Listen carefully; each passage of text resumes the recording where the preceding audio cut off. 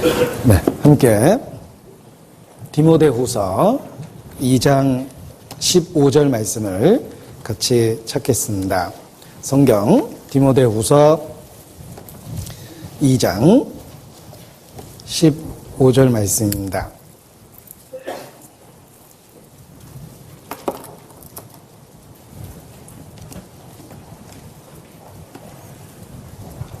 디모데후서 2장 15절 말씀을 찾으셨으면 함께 읽겠습니다. 내가 진리의 말씀을 옳게 분변하며 부끄러울 것이 없는 일꾼으로 인정된 자로 자신을 하나님 앞에 드리기를 힘쓰라.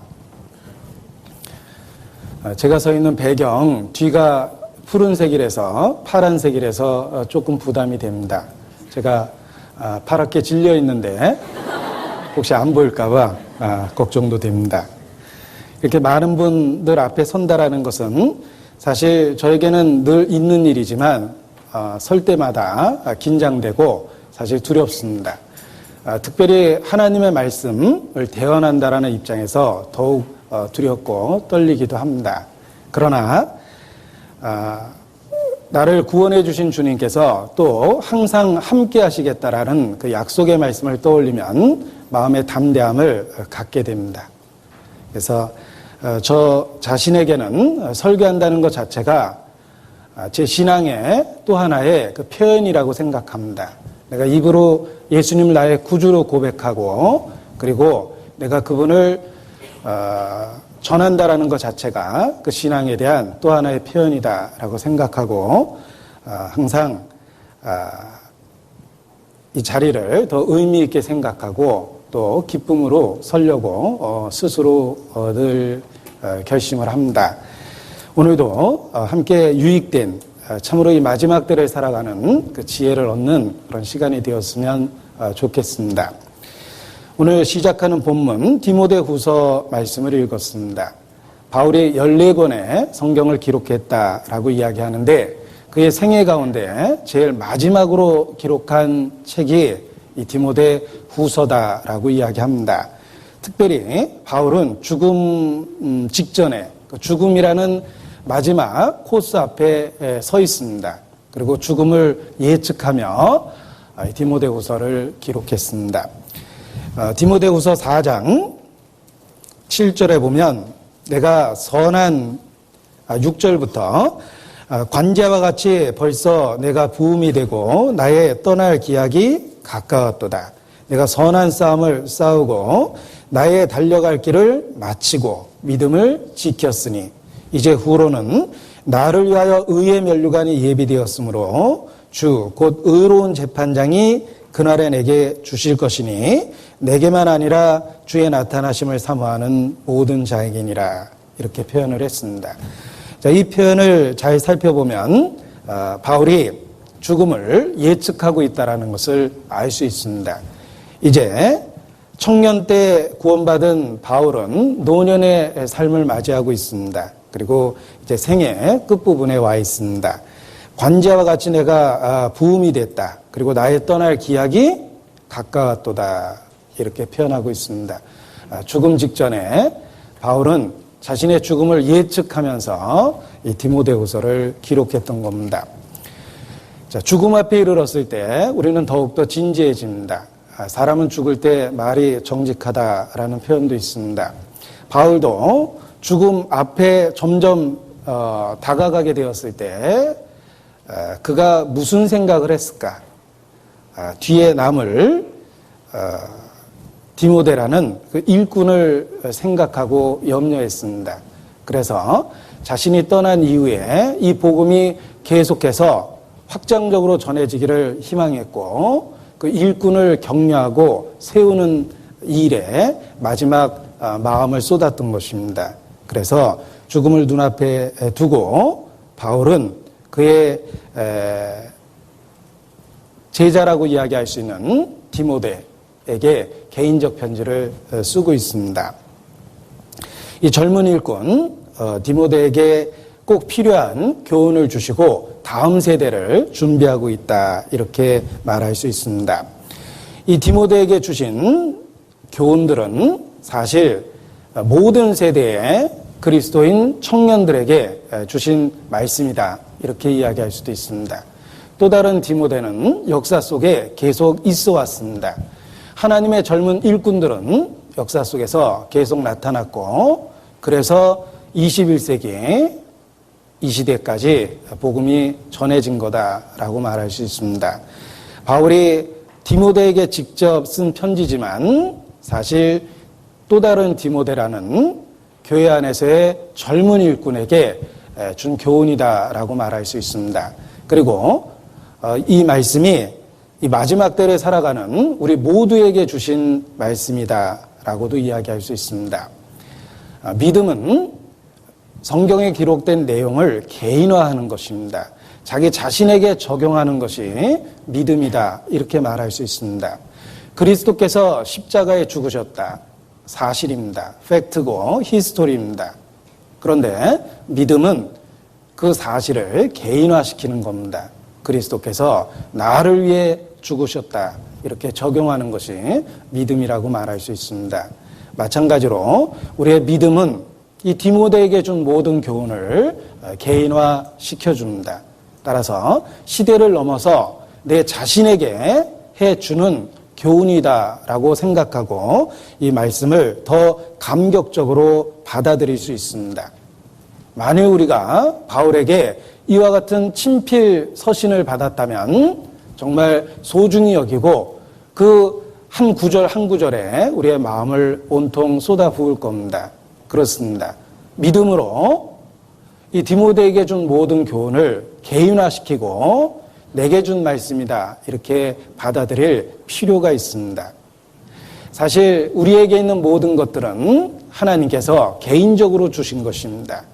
각 사람에게 비추는 빛이다라는 말처럼 이 자연의 혜택도 우리 개인이 다 누리고 있습니다. 또한 그리스도 안에서 주신 그 복음의 은혜도 개인화돼서 우리가 각각 구원을 얻은 겁니다. 뿐만 아니라 이 디모데에게 주신 교훈도 개인화해서 내게 직접 주신 말씀이다라고 생각하고 받아들이는 것이 필요합니다. 이러한 마음은 성경 본문을 더 새롭게 만들어주고 더 의미 있게 만들어줍니다. 우리 자신이 이 편지의 직접적인 수신자가 돼서 개인화된 교훈을 얻는 것입니다.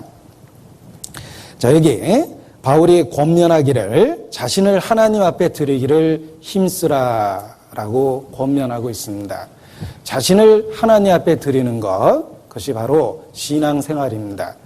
우리의 신앙생활을 한마디로 다른 표현으로 정의해 본다면 바로 우리 자신을 하나님께 드리는 것이다, 이렇게 말할 수 있습니다.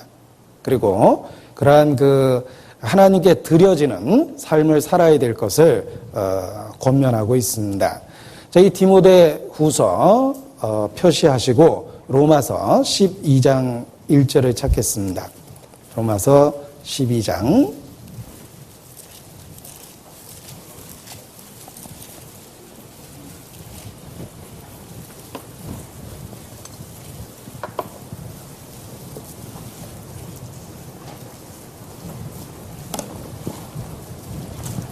1절 같이 읽겠습니다. 그러므로 형제들아, 내가 하나님의 모든 자비하심으로 너희를 권하노니 너희 몸을 하나님이 기뻐하시는 거룩한 산 제사로 드리라. 이는 너희의 드릴 영적 예배니라. 하나님께 드리는 영적 예배, 조금은 표현 자체가 애매하죠. 그것을 구체화시켰을 때는 우리의 몸을 하나님의 기뻐하는 거룩한 산 제사로 드리는 것, 우리의 몸을 가지고 하나님의 영광을 위하여 사용하는 것, 그것이 영적 예배입니다. 바로 바울이 죽음 앞에서 디모데에게 그러한 권면을 하고 있는 것입니다. 내 몸을 하나님의 영광을 위하여 드리라 라는 교훈을 해주고 있습니다. 그래서 자신을 하나님 앞에 드리기를 힘쓰라 라고 표현했는데, 이 힘쓴다 라는 표현이 영어로 쉬운 번역으로 do your best입니다. 최선을 다하다, 이런 뜻입니다. 바로 신앙생활에 우리의 모든 것, 최선을 다한다라고 표현했는데 마음을 다하고 목숨을 다하고 뜻을 다하고 성품을 다해서 한마디로 올인할 것을 권면하고 있습니다. 그것이 하나님의 은혜를 받은 사람으로서 또 주의 청년으로서 마땅한 삶의 태도라는 겁니다. 그래서 우리의 신앙생활이 우리의 몸을 가지고 하나님께 영광을 드리는 것, 우리의 삶을 가지고 하나님께 영광을 드리는 것, 이렇게 표현할 수 있습니다. 자, 이러한 성경의 교훈 앞에서 과연 내 일상의 삶이 하나님께 영광을 드리는 삶인지 생각해보고 자신을 되돌아볼 필요가 있습니다.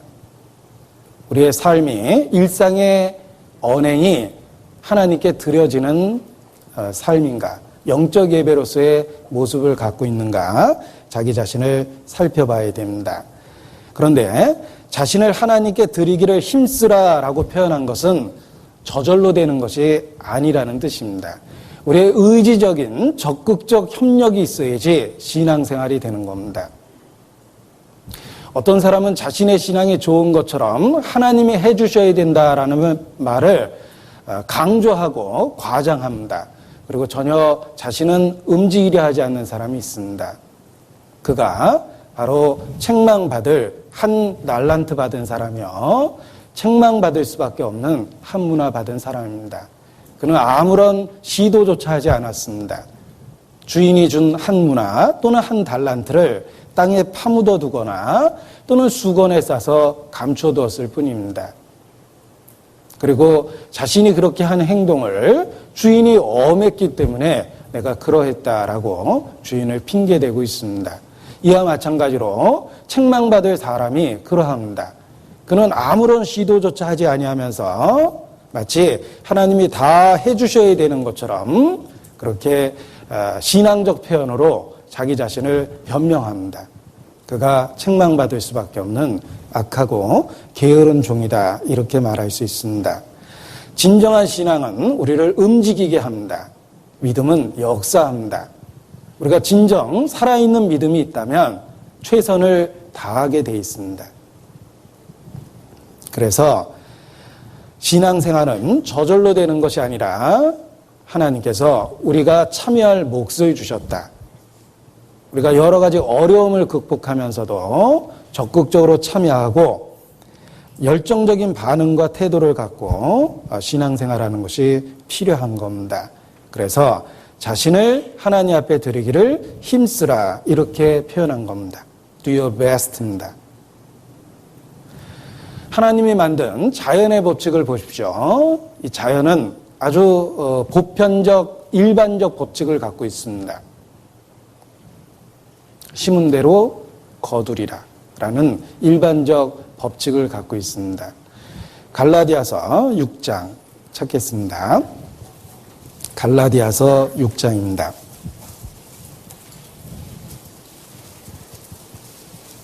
7절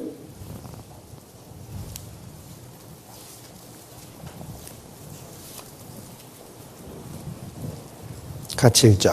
스스로 속이지 말라. 하나님은 만월의 여김을 받지 아니하시나니 사람이 무엇으로 심든지 그대로 거두리라. 자, 하나님이 만든 일반적 법칙입니다. 심은 대로 거둡니다. 신앙생활도 그 일반적 법칙에 적용될 수 있습니다. 스스로 속이면 안 됩니다. 심은 대로 거둬야 됩니다. 거두는 것입니다. 따라서 우리가 신앙생활에 do your best라는 말처럼 최선을 다하는 것이 필요합니다. 우리가 정말 진리를 믿고 있다면, 장차 이 말 영원한 세계를 믿고 있다면 우리의 모든 것이 올인되는 것이 필요합니다.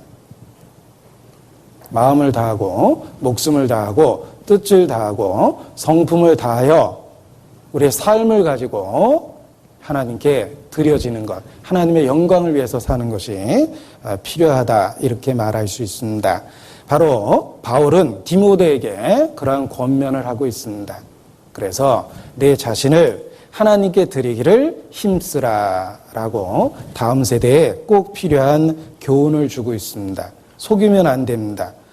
불순종하는 가운데 아무런 영적 시도도 없이 자신이 잘 될 거라고 생각하는 것은 철저한 착각입니다. 스스로 속이면 안 됩니다. 심은 대로 거두게 됩니다. 8절, 자기의 육체를 위하여 심는 자는 육체로부터 썩어질 것을 거두고 성령을 위하여 심는 자는 성령으로부터 영생을 거두리라 라고 분명한 영적 규칙에 대해서, 법칙에 대해서 우리에게 일깨우고 계십니다. 자, 우리의 현세의 삶이 더 의미 있다라는 것을 알 수가 있습니다. 우리의 현세의 삶은 바로 심을 수 있는 기회들로 이루어져 있습니다. 우리가 지금 보내고 있는 현재의 삶이 영원한 것을 거둘 수 있는 그러한 기회입니다. 심을 수 있는 기회를 가진 겁니다. 그리고 잠시 후에 반드시 심은 대로 거두게 되어 있습니다. 자, 디모데후서 2장 15절 다시 보겠습니다. 내가 진리의 말씀을 옳게 분별하며 부끄러울 것이 없는 일꾼으로 인정된 자로 자신을 하나님 앞에 드리기를 힘쓰라라고 권면하고 있는데, 여기 부끄러울 것이 없는 일꾼이 되어야 된다라는 것을 강조하고 있습니다. 우리의 몸을 하나님께 드리는 그러한 삶, 영적 예배를 위해서 필요한 것이 있습니다. 분리와 거룩입니다. 그래서 부끄러울 것이 없는 일꾼으로 인정되기 위해서 자기 자신을 살펴봐야 될 것을 일깨우고 계십니다. 자, 우리는 영적으로나 혹은 육적으로 부끄러울 것이 없는 모습이 되어야 됩니다. 영적으로나 라고 이야기했을 때는 잘못된 교리가 우리 속에 들어오면 안 된다는 뜻입니다. 그리고 육신적으로는 도덕적인 구별된 생활이 있어야 된다는 겁니다.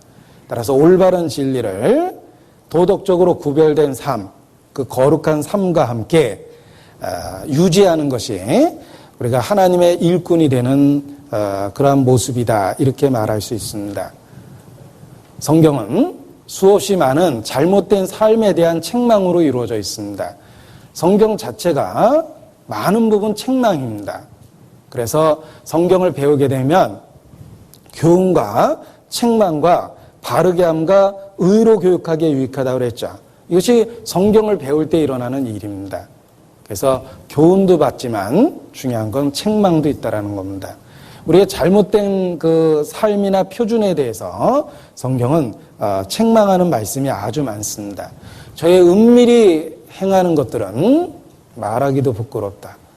내가 눈물을 흘리며 말하노니 많은 사람들이 그리스도의 십자가에 원수로 행하느니라 라고 바울은 말했는데, 아마 이 시대에 우리의 삶을 보고도 동일한 표현을 쓸 수밖에 없는 경우가 있을 겁니다. 바울이 우리의 삶을 살펴본다면 그와 동일한 논조로 책망할 겁니다. 저의 은밀히 행하는 것들은 말하기도 부끄럽다. 특별히 죄가 점점 많아지고 있는 이 세상에서 우리의 삶 속에 그러한 일이 있습니다.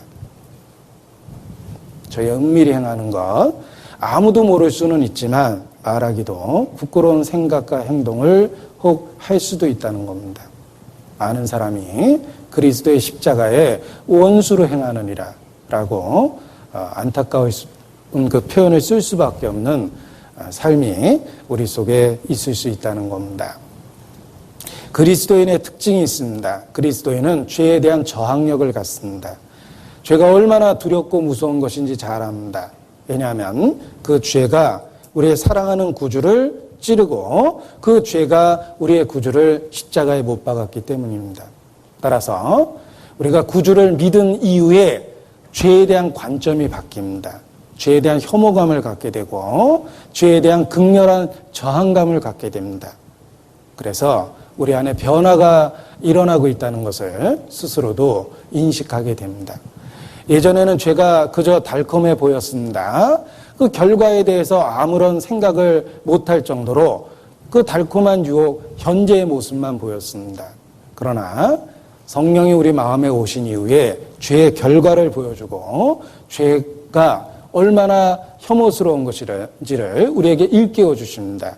그래서 구원받은 그리스도인의 특징 중에 하나가 죄에 대한 관점이 바뀐다라는 겁니다. 죄에 대한 혐오감이 있고 저항감이 있고 그리고 성숙에 따라 극복력이 있습니다. 저는 유혹을 받을 때마다 생각해 봅니다. 내 죄가 그를 찔렀고 내 죄가 그를 못 박았다라는 성경적 표현을 생각해 봅니다. 우리가 죄에 흔들리고 유혹될 때 예수님께 주먹을 날리고 예수님께 발길질을 하고 예수님을 모욕하는 그런 행동이 되는 겁니다.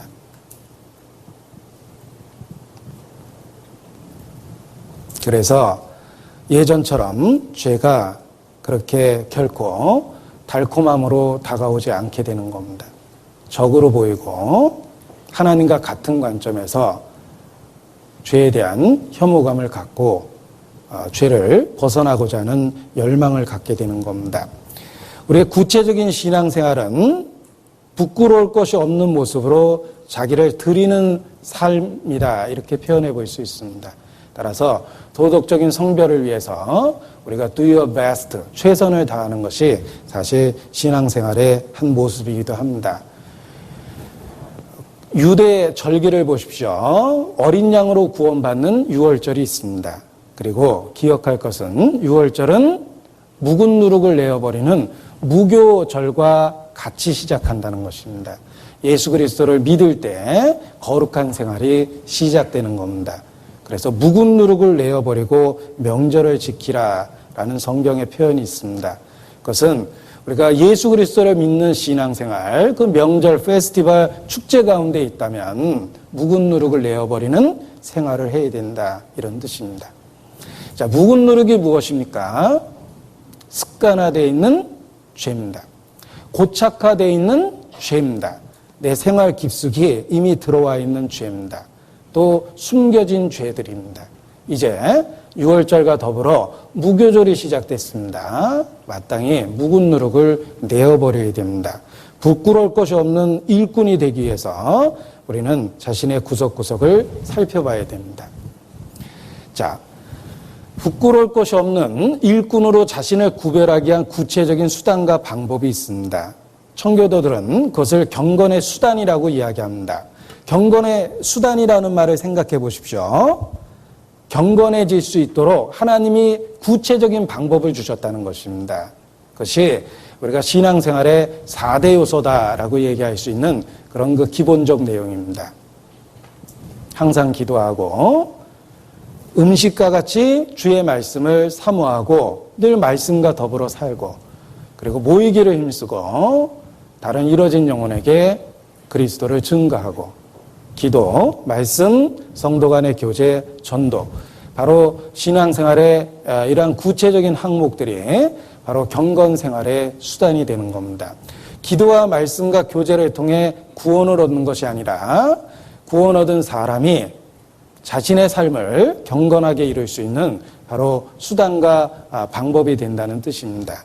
그래서 여기에 부끄러울 것이 없는 일꾼으로 인정된 자로 자기를 드린다라고 이야기했을 때 그 구체적인 방법을 이야기하자면 바로 신앙생활의 4대 요소와 관련이 있다. 가장 기초적이고 핵심적인 내용이다. 이렇게 말할 수 있는 것입니다. 자, 디모데후서 2장 15절 다시 보겠습니다.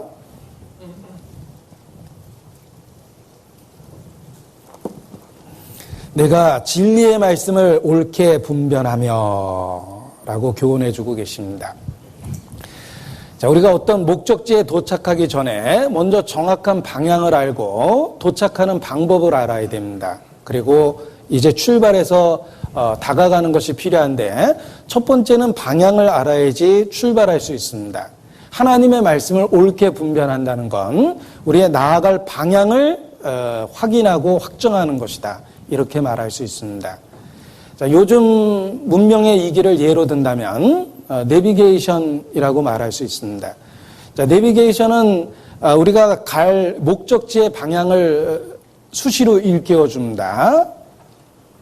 하나님의 말씀이 일종의 우리에게 천성을 향한 내비게이션이 되는 겁니다. 그래서 좌회전할지 우회전할지 우리에게 구체적인 지침을 제공하고 있습니다. 그래서 진리의 말씀을 옳게 분별하기 위해서 우리는 성경이 제시하는 여러 가지 주의할 항목을 살펴보는 것이 필요합니다. 자, 진리의 말씀을 옳게 분별한다라는 이 말씀은 특별히 마지막 때를 살아가고 있는 성도들에게, 특별히 우리에게 더욱더 의미가 있다, 이렇게 말할 수 있습니다. 왜냐하면 성경은 경고하고 있습니다. 마지막 때가 되면 불법이 성함으로 많은 사람의 사랑이 식어질 거라고 말씀하시고, 또 마지막 때가 되면 많은 사람이 내 이름으로 와서 내가 그리스도라 하여 속이려는 일이 많이 있을 거라고 경고하셨기 때문입니다. 특별히 우리 시대에 믿는 세계 속에 거짓이 많이 있습니다.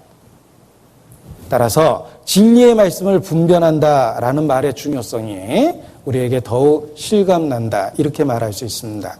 우리 시대만큼 기독교의 종파가 많아진 적도 없고 서로 상충된 견해로 그 갈등을 빚는 시기가 없었습니다. 예전 핍박의 시대에는 교리적 갈등이 거의 없었습니다.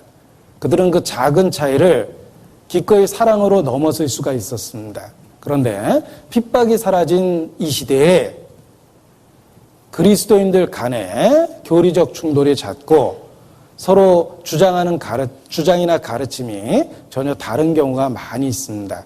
그래서 우리에게 혼란함을 만들어내는데, 이러한 시대에 특별히 진리의 말씀을 옳게 분별해야 된다라는 것이 더욱더 중요한 의미를 갖는다, 이렇게 말할 수 있습니다. 예수께서 경고한 그 혼란과 혼돈의 세대가 우리 시대이기 때문에 그렇습니다. 마태복음 24장을 보시겠습니다.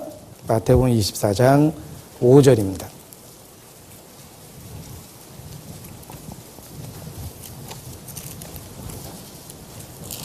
마태복음 24장 5절.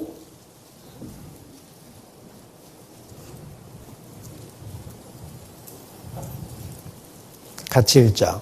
많은 사람이 내 이름으로 와서 이르되 나는 그리스도라 하여 많은 사람을 미혹해 하리라.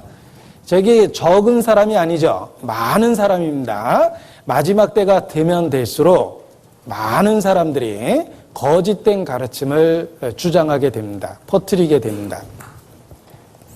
그래서 우리 시대만큼 기독교 안에 잘못된 가르침이나 교리가 많았던 시대도 없었다, 이렇게 말할 수도 있는 것입니다.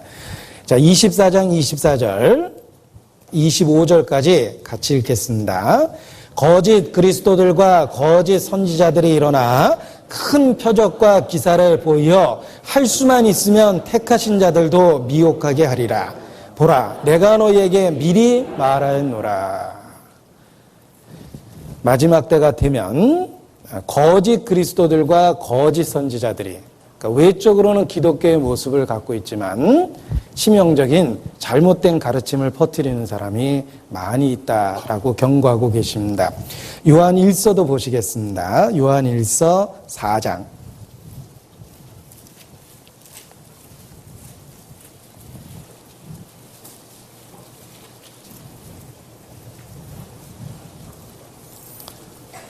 꼭 말씀을 많이 찾으니까 좀 짜증내는 그런 분이 있을까 걱정이 됩니다. 우리 어디 가게 가니까 물건을 사는 대로 포인트 적립을 해주는 경우가 있습니다. 그래서 상당한 포인트가 쌓일 때 아주 기쁜 마음으로 사용하게 되는데, 이 말씀을 찾을 때마다 포인트 적립이 된다, 이렇게 생각을 하면 기쁜 마음으로 찾게 될 겁니다. 자, 또 다른 포인트입니다. 요한일서 4장 1절입니다. 요한일서 4장 1절 같이 읽자. 사랑하는 자들아, 영을 다 믿지 말고 오직 영들이 하나님께 속하였나 시험하라. 많은 거짓 선지자가 세상에 나왔음이니라. 자, 이 요한 시대에도 그러했다면 우리 시대에는 말할 것도 없죠. 우리 시대에 정말 많은 거짓 선지자들이 나왔습니다. 그래서 영을 다 믿지 말라라고 경고하고 계십니다. 자, 영을 다 믿지 말라라고 했을 때 그 영이 거짓 선지자의 가르침이다. 이렇게 구체적으로 얘기할 수 있습니다. 거짓 선지자의 잘못된 가르침 속에 잘못된 영이 역사합니다. 그래서 영을 다 믿지 말라라는 말이 바로 잘못된 가르침 이렇게 설명해도 틀린 것이 아닙니다. 요한복음 6장과 연결시켜 보면 더 명확해집니다.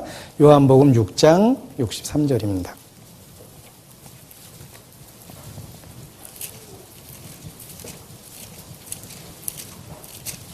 요한복음 6장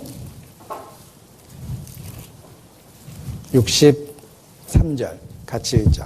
살리는 것은 영이니 육은 무익하니라. 내가 너희에게 이른 말이 영이요 생명이라. 자, 예수 그리스도의 말씀, 그의 가르침이 우리에게 영이 되고 생명이 되었습니다. 내가 너희에게 이른 말이 영이요 생명이라 그랬죠. 자, 영을 다 믿지 말라라는 말은 바로 그 말로 전해지는 가르침 중에 잘못된 것도 있다라는 뜻입니다. 외적으로는 기독교의 모양을 갖고 있지만 치명적인 잘못된 가르침도 있기 때문에 영을 다 믿지 말고 오히려 그 영이 하나님께 속하였는지 시험해 보라고 권면하고 계십니다.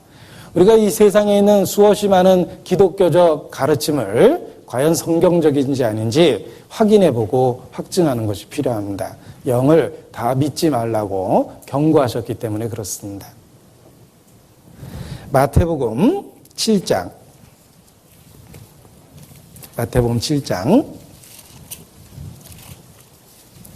15절입니다.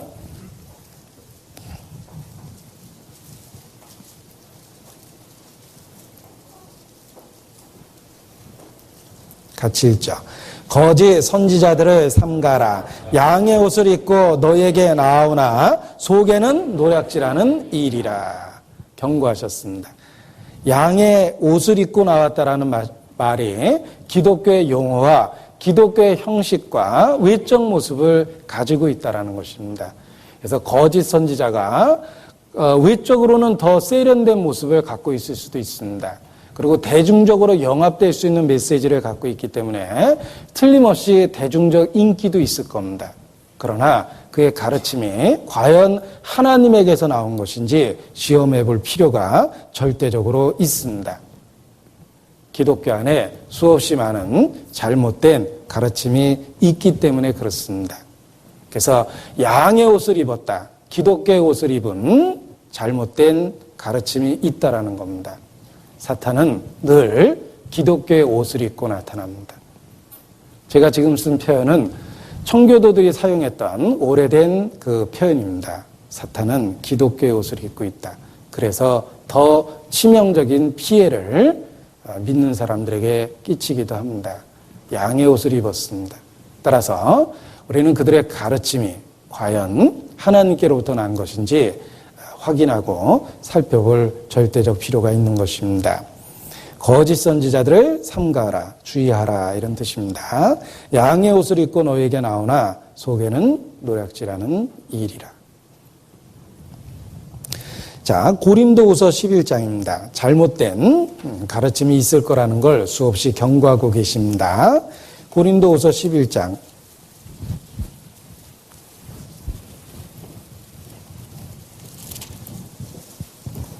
13절로 15절을 제가 읽겠습니다.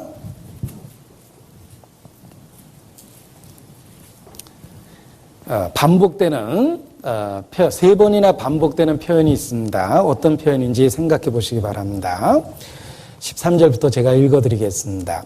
저런 사람들은 거짓 사도요 괴율의 역군이니 자기를 그리스도의 사도로 가장하는 자들이니라. 이것이 이상한 일이 아니라 사단도 자기를 광명의 찬서로 가장하나니 그러므로 사단의 일꾼들도 자기를 의의 일꾼으로 가장하는 것이 또한 큰 일이 아니라 저희의 결국은 그 행위대로 되리라. 자, 세 번이나 반복된 표현이 있습니다. 무엇입니까? 가장하나니라는 말이죠. 기독교의 옷을 입고 있는 잘못된 그 교사나 가르침이 많이 있다는 뜻입니다. 사단은 자기를 가장하면서 나타납니다. 외적으로는 광명의 천사처럼 보이고 그럴듯해 보이는 가르침을 갖고 있을 수도 있다는 것입니다. 이 가장한다는 말을 3번이나 강조한 것이 바로 우리의 주의를 요구하고 속지 않도록 만들기 위해서입니다. 고린도후서 11장 4절에 아주 구체적인 이야기가 있습니다. 만일 누가 가서 우리의 전파하지 아니한 다른 예수를 전파하거나 혹 너희의 받지 아니한 다른 영을 받게 하거나 혹 너희의 받지 아니한 다른 복음을 받게 할 때는 너희가 잘 용납하는구나. 자, 예수는 예수인데 바울이 전한 것과 다른 예수, 성령 받았다고 좋아하는데 그리스도를 증거하는 진리의 영이 아닌 다른 영, 또 복음이라는 기독교 용어를 사용하고 있지만 성경적이지 않은 다른 복음이 있다라는 것을 이와 같이 일깨워주고 있습니다. 그래서 외적으로는 사단이 광명의 천사로 가장하는 것처럼 기독교의 용어와 형식을 갖고 있지만 치명적인 잘못된 가르침이 이 세상에 많이 있다는 것입니다. 따라서 우리가 절대적으로 주의를 기울여야 될 것을 성경은 끝없이 경고하고 있습니다. 수없이 많은 가짜가 있기 때문에 그렇습니다. 자, 이 사단이 광명의 천사로 가장한다라고 이야기했습니다. 사단의 일꾼들도 그러합니다. 그들은 나름대로 기독교 안에서 영향력과 권력을 누리기도 할 겁니다. 그러나 그들의 가르침이 잘못된 경우가 있기 때문에 주의해야 된다라는 것을 이렇게 표현하셨습니다. 제가 예수님에 대한 그 만화를 하나 봤습니다. 그런데 12제자를 이렇게 아주 개성 있게 다들 그려놨습니다. 이 12제자를 어떻게 그릴지 여러분이 작가라면 한 번쯤은 더 관심 있게 보게 될 겁니다. 근데 그 12제자들을 이렇게 다양하게 그려놨어요. 그래서 베드로는 약간 그 투박한 모습, 또 이렇게 성깔 있는 모습으로 그리고, 그 칼부림하고 그러잖아요. 예수님을 잡으러 온 병사들에게 칼을 빼서 달려들었던 게 베드로니까 약간 성깔은 좀 있었던 것 같아요.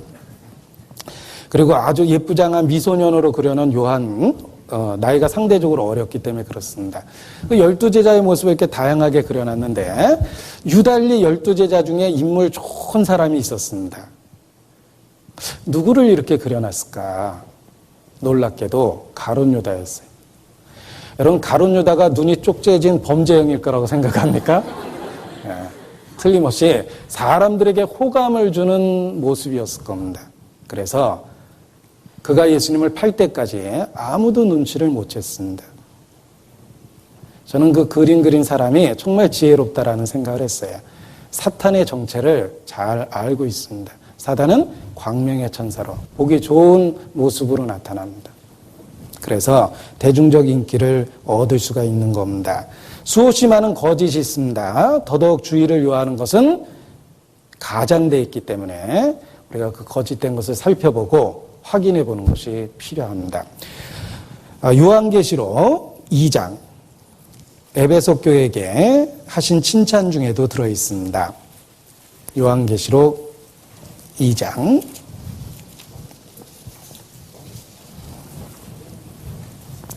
2절입니다. 에베소 교회를 칭찬하십니다.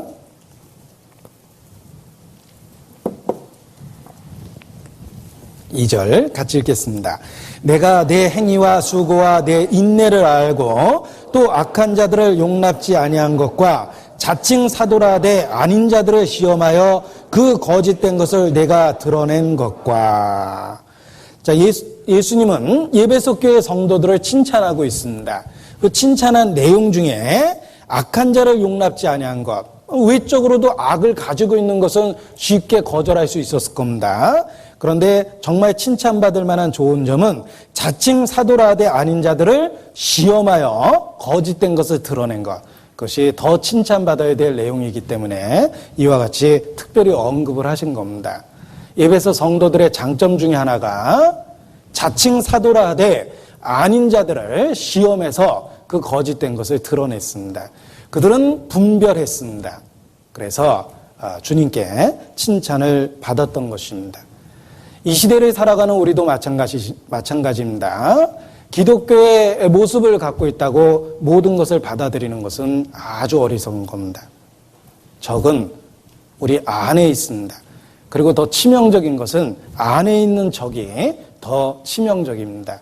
오히려 성 바깥에 있는 적과 싸우기는 쉽지만 이미 성 안에 들어와 있는 적은 다루기가 정말 어렵습니다.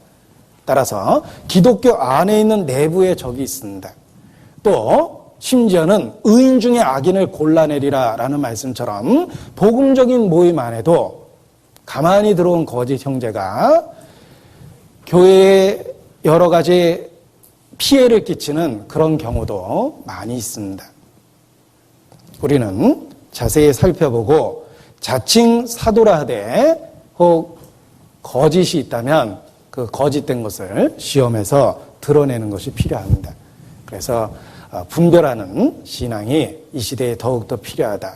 속이는 일이 많이 있기 때문에 더더욱 분별하는 신앙이 이 시대에 필요하다. 이렇게 말할 수 있습니다.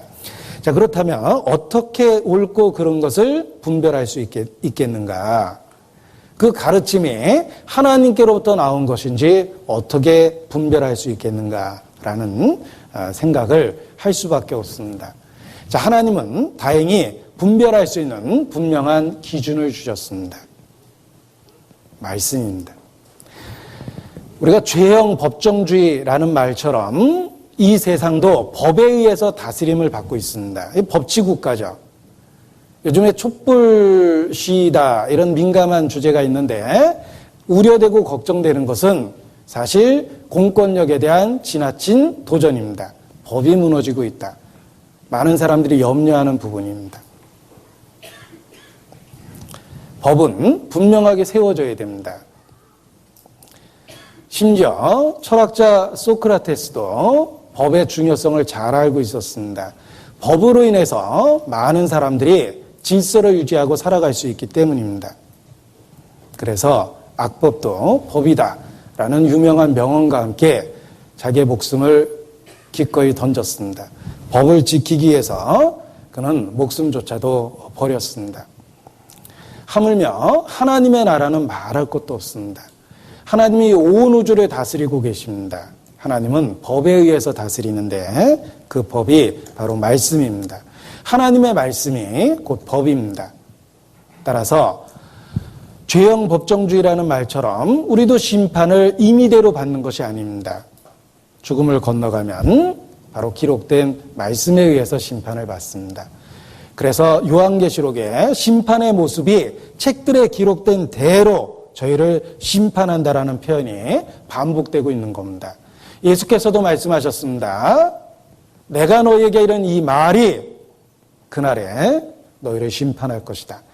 그 말씀이 절대적 기준이 될 거라는 것을 예수께서도 그와 같이 강조하셨습니다. 우리에게 말씀을 주셨습니다. 하나님의 법입니다. 변하지 않습니다. 그 절대적 기준, 말씀에 의해서 우리는 옳고 그른 것을 구별해 볼 수 있습니다. 자, 요한복음 10장, 말씀이 변하지 않는다라는 내용을 몇 구절 확인해 보겠습니다. 요한복음 10장.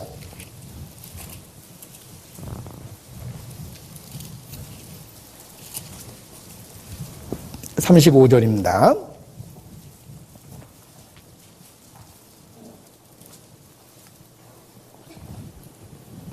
같이 제가 읽겠습니다. 성경은 폐하지 못하나니. 예수께서 제자들을 가르치시면서 그 가르침의 근거를 삼으신 것이 말씀입니다. 성경은 폐하지 못합니다. 하나님의 말씀은 굳게 세워졌고 그 법은 절대로 변개할 수 없는 법입니다. 하나님은 그 법, 곧 말씀에 의해서 세상을 다스립니다. 그래서 예수께서 진실로 진실로 너에게 이르노니 천지가 없어지기 전에는 율법의 1.1핵이라도 반드시 없어지지 아니하고 다 이루리라. 율법의 1.1핵이라도 반드시 없어지지 아니하고 다 이루리라. 반드시라는 말과 다라는 말이 사용됐습니다.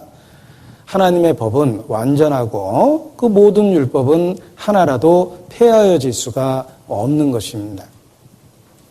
그래서 옳고 그른 것을 구별할 때 우리는 피할 수 없는 하나님의 말씀이라는 객관적 기준을 갖고 살펴봐야 됩니다. 이사야서 8장입니다. 이사야서 8장.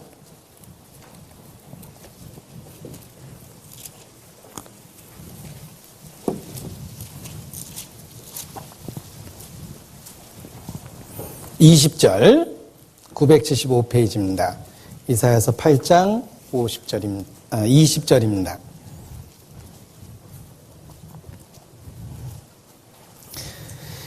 마땅히 율법과 증거의 말씀을 쫓을지니 그들의 말하는 바가 이 말씀에 맞지 아니하면 그들이 정녕 아침빛을 보지 못하고 이 땅으로 헤매며 공고하며 줄일 것이라. 자, 그들의 말하는 바가 이 말씀에 맞지 아니하면 그 가르침에 기록된 하나님의 말씀과 일치하는지 확인하고 확증하면서 우리는 옳고 그른 것을 구별해 볼 수 있습니다. 기독교가 가장 타락했던 시대에 성경은 금서였습니다. 사람들은 성경에 무지했고 잘못된 가르침에 빠질 수밖에 없었던 겁니다. 그래서 하나님의 말씀을 굳게 세움으로 말미암아 우리는 옳고 그른 것을 분별할 수 있다, 이렇게 말할 수 있습니다. 자, 두 번째 분별할 수 있는 방법은 하나님은 우리에게 성령을 주셨다라는 겁니다. 우리에게 진리의 성령을 주셨습니다. 진리는 하나님의 말씀인데 하나님의 말씀을 통해서 우리에게 분별력을 주십니다. 성령이 우리에게 계시고 우리의 교사가 되시며 우리의 인도자가 되십니다. 따라서 말씀을 통해서 옳고 그른 것을 구별하시고 가르쳐 주십니다. 성령의 인도하심을 따라 우리가 옳고 그른 것을 구별해 볼 수 있습니다. 우리에게 주신 내적 증거와 일치하는지 확인해 볼 수 있다는 것입니다. 요한복음 16장. 요한복음 16장.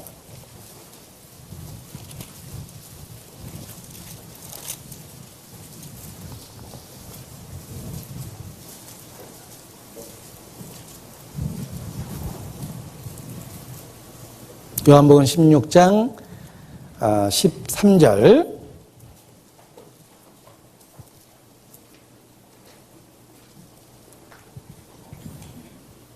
네, 같이 읽죠.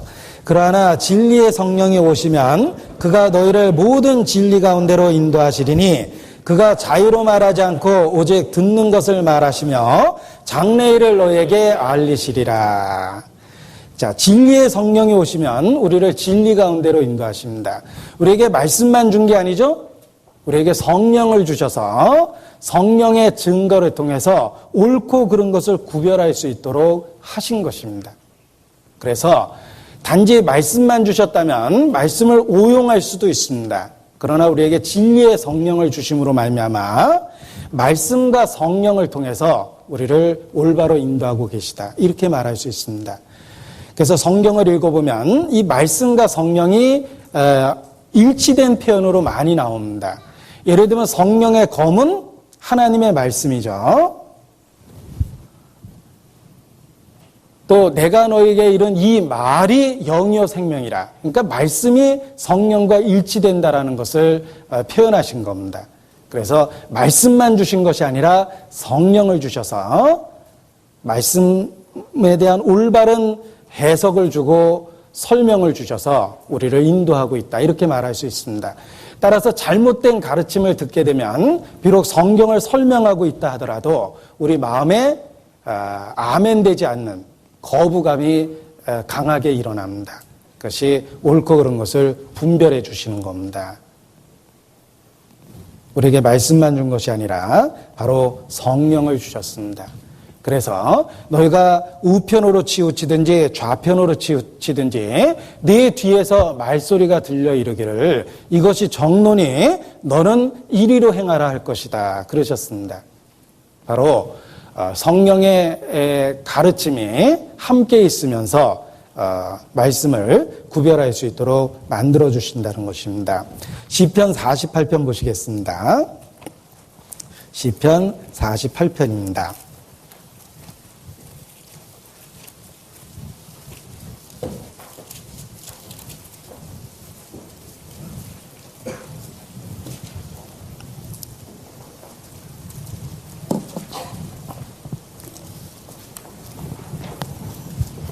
14절 같이 읽죠. 이 하나님은 영영이 우리 하나님이시니 우리를 죽을 때까지 인도하시리로다. 우리를 구원해 주신 거로 끝나는 것이 아니라 인도자가 되신다는 것입니다. 그래서 성령을 주셔서 우리를 인도하시는데 죽을 때까지 인도하시겠다. 이렇게 약속을 주셨습니다. 보라, 세상 끝날까지 내가 너희와 함께 있다. 라고 말씀하신 것처럼 성령으로 우리와 함께 계시고 성경을 통해서 진리의 말씀을 통해서 우리를 진리로 더욱더 인도하고 계십니다. 그래서 옳고 그른 것을 분별할 수 있게 만들어 주신 겁니다. 혹 우리가 잘못 알고 있는 것이 있을 수 있습니다. 우리가 만약 치명적으로 무엇인가를 잘못 알고 있다면 우리 가운데 계시는 성령께서 틀림없이 적당한 때 적당한 방법으로 알려주십니다. 성령이 우리와 함께 계시다라는 증거는 이 말씀을 듣고 변화되는 수없이 많은 사람들입니다. 거듭남의 역사가 있는 것은 성령의 역사입니다.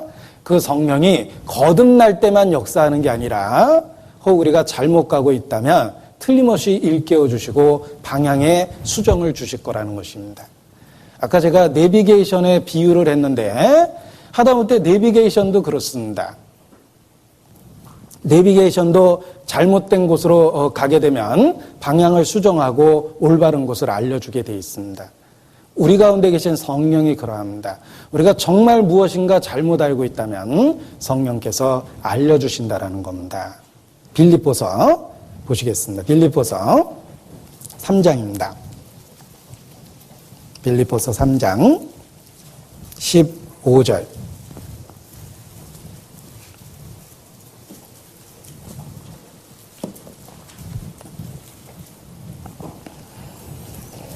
15절 16절을 같이 읽겠습니다. 그러므로 누구든지 우리의 온전히 이룬 자들은 이렇게 생각할지니 만일 무슨 일에 너희가 달리 생각하면 하나님이 이것도 너희에게 나타내시리라. 오직 우리가 어디까지 이르렀든지 그대로 행할 것이라.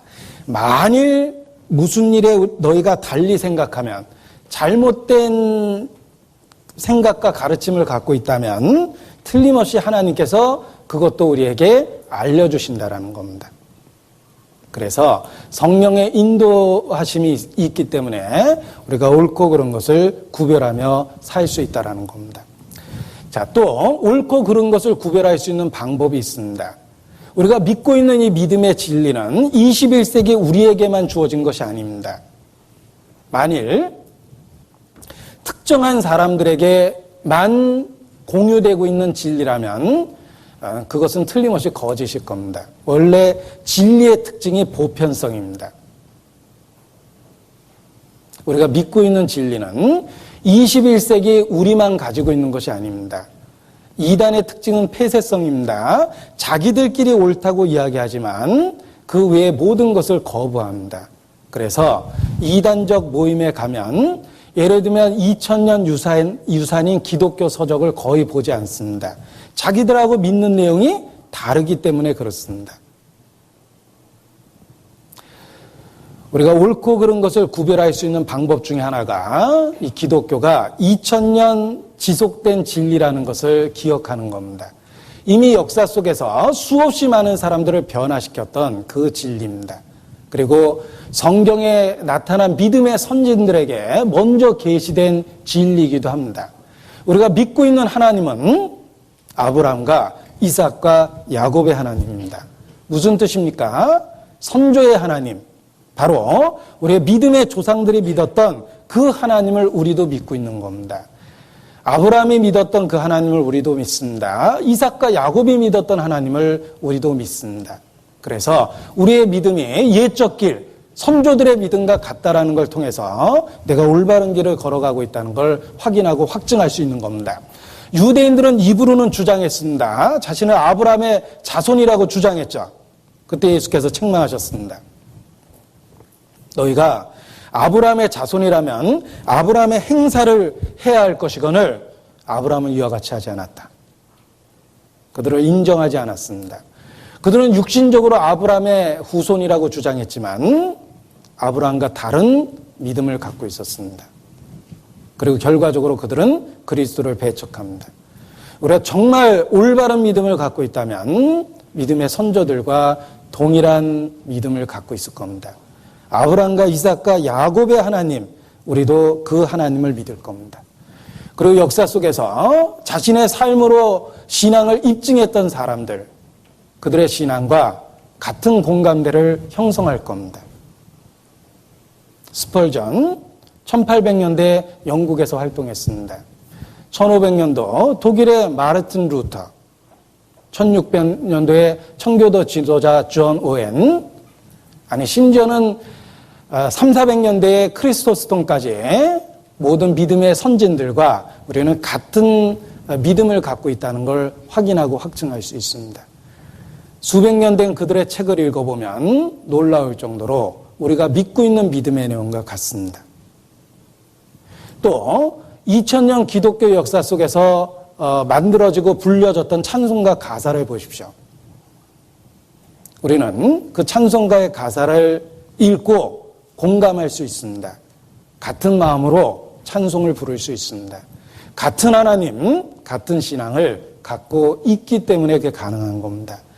우리가 옳고 그른 것을 구별하고 우리의 믿음이 옳다라는 증거가 바로 선조의 믿음을 우리가 갖고 있기 때문에 그렇습니다. 우리 앞서 달려갔던 믿음의 선조들과 동일한 신앙 고백을 우리가 갖고 있기 때문에 우리가 올바른 믿음을 갖고 있는 거구나, 이렇게 확인하고 확증할 수 있는 것입니다. 신명기 32장입니다. 신명기 32장.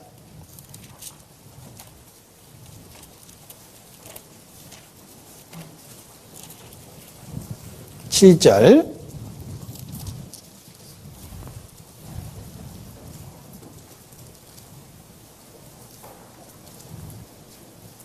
신명기 32장 7절 같이 읽죠. 옛날을 기억하라. 역대의 연대를 생각하라. 내 아비에게 물으라. 그가 내게 설명할 것이요 내 어른들에게 물으라. 그들이 내게 이르리로다. 앞서간 선조들의 믿음과 우리가 동일한 믿음을 갖고 있습니다. 확인하고 확증할 수 있습니다. 에레미야 6장입니다. 에레미야 6장.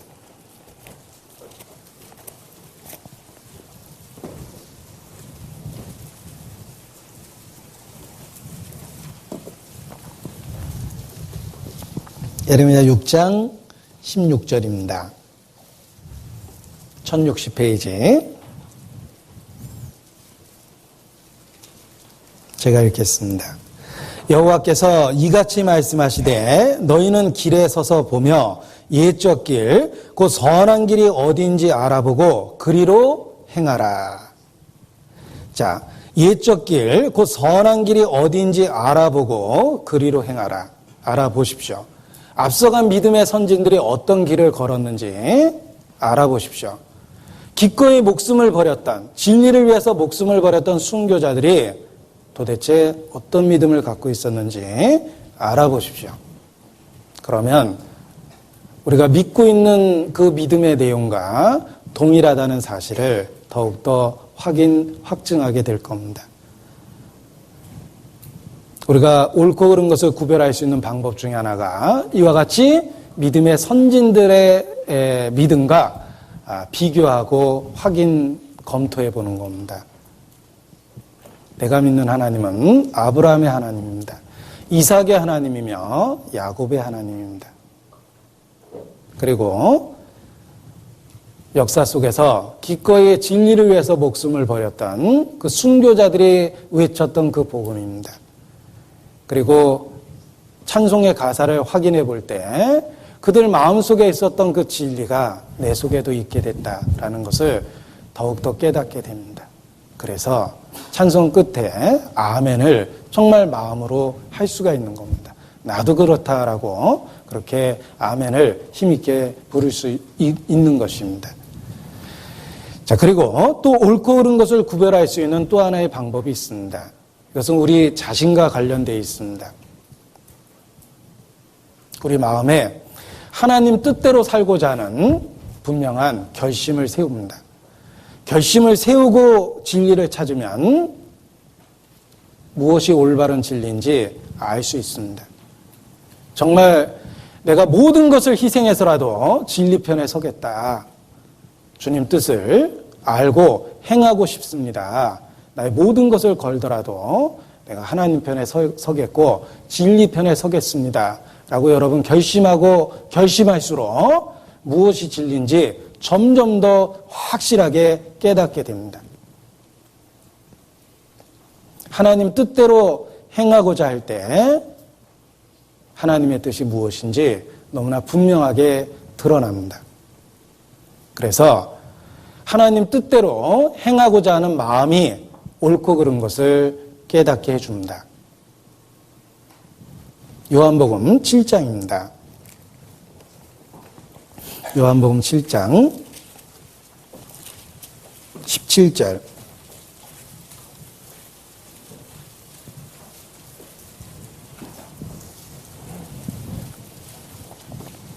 요한복음 7장 17절.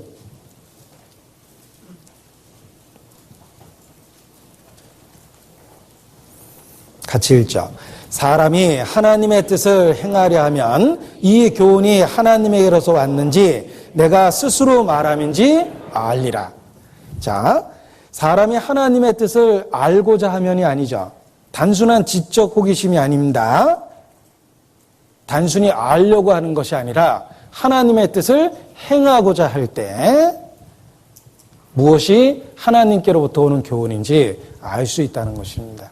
그래서 다니엘도 뜻을 정했기 때문에 믿음의 사람이 되었습니다.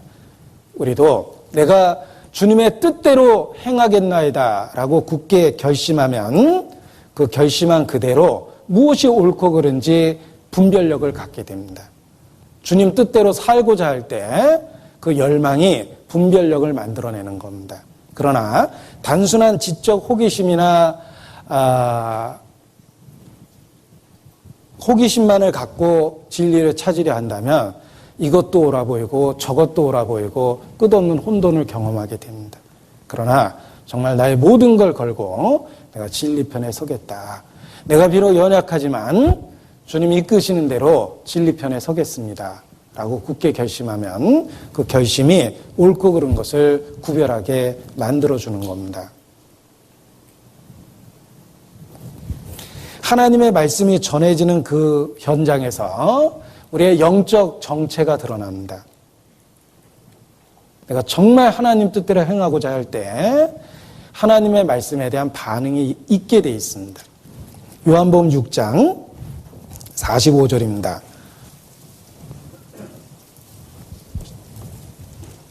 선지자의 글에 저희가 다 하나님의 가르침을 받으리라 기록되었은즉 하나님께 듣고 배운 사람마다 어떻게 된다고 그랬죠? 내게로 오느니라. 그렇습니다. 하나님의 뜻을 행하고자 할 때 예수님께 더욱 나오고 예수 그리스도에 대한 의미를 더 분명하게 개인적으로 깨닫게 됩니다. 요한복음 8장입니다.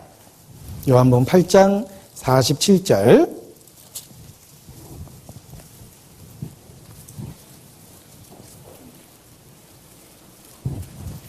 요한복음 8장 47절.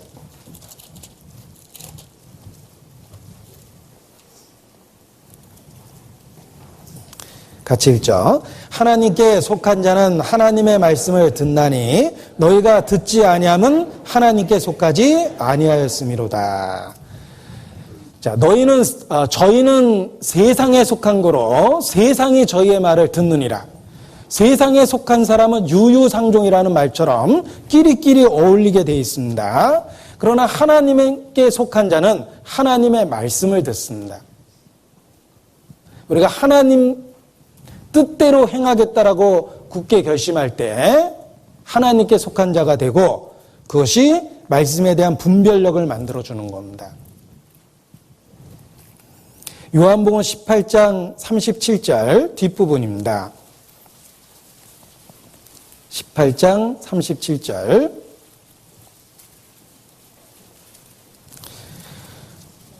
제일 뒷부분 무릇 진리에 속한 자는 내 소리를 듣느니라.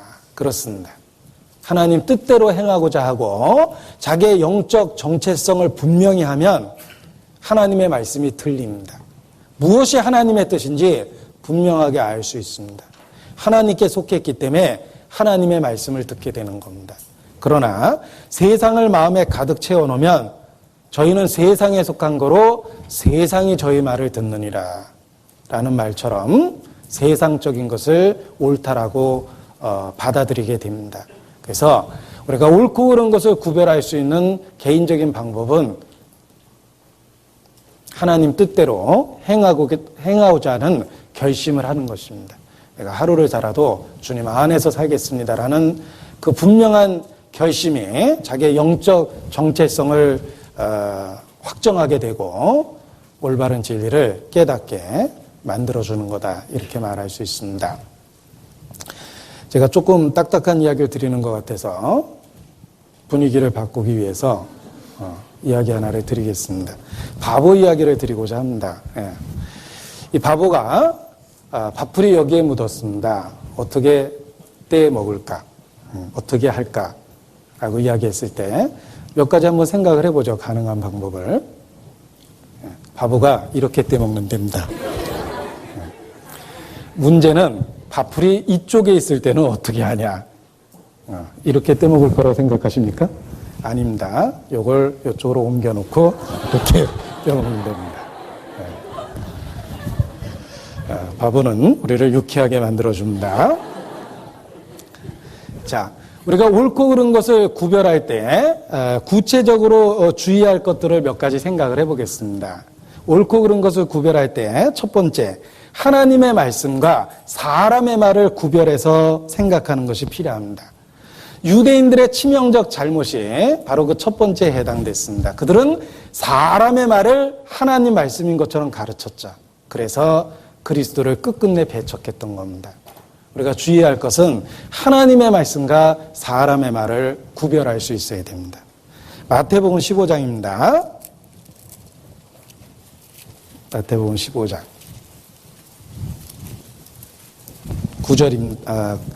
9절입니다.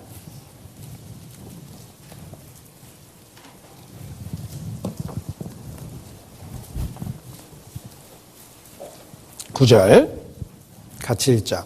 사람의 계명으로 교훈을 삼아 가르치니 나를 헛되이 경배하는도다 하였느니라 하시고, 자, 당시에 유대인들의 치명적인 잘못은 하나님의 말씀을 버리고 사람의 가르침과 계명을 붙잡았다는 겁니다. 사람의 가르침과 하나님의 가르침을 혼동해서는 안 됩니다. 사람의 말과 구별할 수 있어야 됩니다. 골로새서 2장 8절입니다. 골로새서 2장 8절 같이 읽죠. 누가 철학과 헛된 속임으로 너희를 노략할까 주의하라. 이것이 사람의 유전과 세상의 초등학문을 쫓으며 그리스도를 쫓음이 아니니라. 자, 철학이 있고 사람의 유전, 대대로 내려오는 가르침이 있고 세상의 초등학문이 있습니다. 세상적으로는 이치에 맞고 이성적이고 논리적이고 설득력이 있습니다. 그러나 초등학문입니다. 그리스도와 관련해서는 아무런 유익이 없다라는 겁니다. 우리 시대에 이 타락한 기독교 안에 사람의 말이 가득 차 있습니다. 예를 들면 주일날 전해지는 설교를 받아 적고 성경을 얼마나 인용하고 있고 어떤 교훈들이 성경을 근거로 하고 있는지 분석해 보면 70~80% 이상이 성경과 아무 상관없는 이야기라고 말합니다. 그런 이야기는 도덕 선생이 해도 되고 그런 이야기는 철학자가 해도 됩니다. 그런데 하나님의 말씀이 전파되어야 될 단상에서 그런 인간적 가르침이 80% 이상이나 전해지고 있다는 겁니다. 우리 시대가 그렇습니다. 사람의 말이 가득 차 있습니다. 세상의 초등학문이 하나님의 말씀을 대치시키고 있습니다. 철학과 사람의 유전과 세상적 초등학문이 마치 하나님의 말씀인 것처럼 가르쳐지고 있습니다. 대표적인 것이 잘못된 신념에 대한 이야기입니다. 신념, 믿음이라는 말입니다. 성경적인 믿음이 무엇입니까? 인간은 하나님 앞에 철저하게 타락되어 있다. 총체적 타락이라고 그러죠. 인간은 철저하게 타락하고 영적으로 무능하며 하나님의 은혜가 없이는 아무것도 할 수 없다. 그래서 하나님의 은혜만 바라야 되고 하나님만 믿어야 된다. 그것이 성경에서 말하는 믿음입니다. 그런데 우리 시대의 믿음은 무엇입니까? 왜곡된 믿음이 있습니다. 적극적 사고방식, 긍정의 힘, 이런 것들입니다. 너는 대단한 존재고 긍정적인 생각을 하고 적극적인 생각을 해서 삶의 변화를 만들어낼 수 있다. 라는 그런 신념이 마치 성경적 믿음인 것처럼 가르쳐지고 있습니다. 옛날 유대인들하고 너무나 비슷한 경우다 이렇게 말할 수 있습니다. 하나님의 말씀을 버리고 사람의 계명을 교훈을 삼아 가르친 겁니다. 자, 또 숨은 동기를 찾아낼 수 있어야 됩니다. 잘못된 가르침에는 잘못된 그 의도나 동기가 있습니다. 그 숨은 동기를 볼 수 있어야지만 우리가 올바른 진리를 유지할 수 있는 것입니다. 숨은 동기를 볼 수 있어야 됩니다. 예를 들면 갈라디아 성도들과 바울을 사람들이 이간질했습니다. 바울은 12사도 중에 하나도 아니잖아. 바울은 사도권 자체가 의심스러워. 바울과 갈라디아 성도들을 이간했습니다. 그때 바울이 했던 말입니다. 갈라디아서 4장입니다.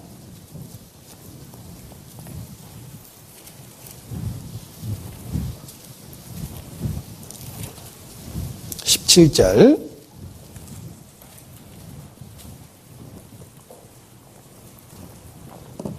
갈라디아서 4장 17절. 같이 읽죠. 저희가 너희를 대하여 열심내는 것이 좋은 뜻이 아니요 오직 너희를 이간 붙여 너희로 저희를 대하여 열심내게 하려 함이라. 이 거짓 선생들은 바울과 갈라디아 성도들을 이간했습니다. 그 이간한 동기가 무엇이냐면 좋은 뜻이 아니다. 자기를 쫓게 하려고 그렇게 잘못된 말을 하고 있는 것이다 라고 바울이 그들의 중심, 잘못된 의도를 폭로하고 있습니다. 우리가 옳고 그른 것을 구별하기 위해서 어떤 사람의 주장과 가르침의 동기가 무엇인지 알고 있어야 됩니다. 저희 교회를 비난하는 사람들이 있습니다. 정말 진리를 지키기 위해서 그와 같이 하고 있다고 생각하십니까? 숨은 동기를 살펴보십시오. 생업입니다. 어떤 분은 자랑스럽게 저희 모임을 비난하는 집회를 400몇 차례 했다라고 경력에 써놓은 분도 계시더라고요. 저희 때문에 400몇 차례 먹고 산 겁니다. 일주일에 한 번씩만 했어도 몇 년 동안 했는지 잘 아시겠죠. 그게 생업이에요. 그것이 직업이 된 겁니다. 정말 진리를 지키려 했다면 더 이단적이고 잘못된 모임들이 많이 있습니다. 그런데 그러한 그 이단적 가르침에는 아무런 관심이 없고 단지 기득권 보호를 위해서 저희 교회를 없는 말로 비난하는 사람들이 있습니다. 숨은 동기를 한번 보십시오. 그 400몇 차례의 강연회가 경제적 보상 없이, 금전적 보상 없이 이루어졌을 거라고 생각하십니까? 숨은 동기를 볼 때 그들이 잘못됐다는 것을 분명하게 파악해 볼 수가 있는 겁니다. 사도행전 20장입니다. 사도행전 20장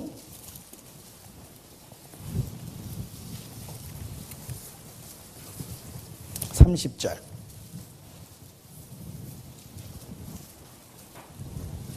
30절, 31절 같이 읽겠습니다. 또한 너희 중에서도 제자들을 끌어 자기를 쫓게 하려고 어그러진 말을 하는 사람들이 일어날 줄 내가 아노니, 그러므로 너희가 일깨워 내가 3년이나 밤낮 쉬지 않고 눈물로 각 사람을 훈계하던 것을 기억하라. 여기 자기를 쫓게 하려고 어그러진 말을 하는 사람들이 있을 거라라고 바울도 분명하게 경고했습니다. 숨은 동기를 찾아보면 왜 그런 말을 하는지 구별해 볼 수 있다는 것입니다. 자, 또 하나는 무엇이 더 중요한지 그 중요성을 따져보면서 옳고 그른 것을 구별할 수가 있습니다. 더 중요한 것이 있습니다. 예수님을 십자가에 못 박았던 유대 종교가들은 바로 이러한 관점에서 치명적 실수를 했던 겁니다. 그들은 사소하고 부수적인 것들을 중요하게 여겼고 더 중요한 것을 희생시켰습니다. 약대는 삼키되 하루살이는 걸러냈다. 그들의 어리석은 모습이 그러합니다. 자, 우리가 수술을 할 때 다 중요하지만 상대적으로 더 중요한 게 있습니다. 예를 들면 목숨이 위태롭다면 팔다리를 잘라낼 수밖에 없을 겁니다. 팔다리는 중요하지만 목숨을 잃어버릴 상황이라면 팔과 다리를 잘라내야 됩니다. 목숨이 훨씬 더 중요하기 때문에 그렇습니다. 자, 이 목숨에 해당되는 부분이 우리 신체 중에 쉬운 예를 든다면 심장입니다. 팔 하나 없어도 살지만 심장 없이 못 삽니다. 또는 머리라고 이야기할 수 있겠죠. 다리 하나 없어도 살지만 머리 없이는 살 수가 없잖아요. 혹시 1급 장애자 중에 머리 없는 분 보신 적 있으세요? 주로 보셨다면 12시 넘어 보셨을 겁니다. 전설의 고향 같은 데서. 자, 우리 몸에는 아주 치명적으로 중요한 게 있습니다. 머리가 중요하고 심장이 중요하죠. 진리도 그렇습니다. 다 중요하지만 정말 중요한 게 있습니다. 그런데 그 중요한 진리를 사소한 것을 위해서 희생시킨다면 어리석은 겁니다. 유대 종교가가 그러했습니다. 그들은 무엇이 중요한지 구별하지 못했습니다. 그래서 예수님을 십자가에 못 박았던 겁니다. 마태복음 23장입니다. 마태복음 23장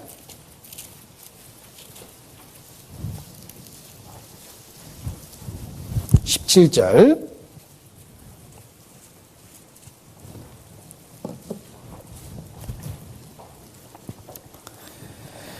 17절, 16절 앞부분만 봅니다. 화 있을진저 소경된 인도자여. 17절, 우맹이여 소경들여 어느 것이 크뇨. 19절, 소경들여 어느 것이 크뇨. 또 23절, 화 있을진저 외식하는 서기관들과 바리새인들이여 너희가 박하 회당과 금채 11조를 들이되 율법에 더 중한 바 의와 인과신은 버렸도다. 그러나 이것도 행하고 저것도 버리지 말아야 할지니라. 더 중한 바 그랬죠. 더 중요한 게 있다라는 겁니다. 그런데 어리석은 자들은 더 중요한 것을 포기합니다. 그래서 부수적인 걸 붙잡고 잘못된 길로 가게 되는 겁니다. 우리는 무엇이 더 중요한 것인지, 무엇이 더 큰 것인지를 구별할 수 있어야 됩니다. 우선순위가 확실해야 됩니다. 먼저 그의 나라와 그의 의를 구하라는 말씀처럼 우선순위가 확실할 때 옳고 그른 것을 구별할 수 있는 것입니다. 자, 또 하나 주의할 것이 있습니다. 그것은 부분적 진리를 주의하라라는 이야기를 강조하고 싶습니다. 성경을 인용하고 있지만 부분적 진리인 경우가 있습니다. 부분적 진리를 조심해야 됩니다. 예수님을 시험했던 마귀가 예수님을 높은 곳에 세웠습니다. 뛰어내리라고 유혹하죠. 그리고 시편 91편을 인용합니다. 하나님이 천사들을 명하여 내 발을 땅의 돌에 부딪히지 않게 하실 것이다. 이렇게 성경을 인용합니다. 아마 여러분들 중에 그 구절이 시편 91편에 있다라는 것을 모르시는 분들이 많이 있을 겁니다. 사단은 정확하게 인용해냈습니다. 문제는 잘못 인용했다는 거예요. 사단도 자기의 목적을 이루기 위해서 성경을 인용할 수 있다는 것입니다. 그래서 대부분의 이단도 전도할 때 성경을 매개로 해서 전도를 하곤 합니다. 그러나 그 부분적 인용을 조심해야 됩니다.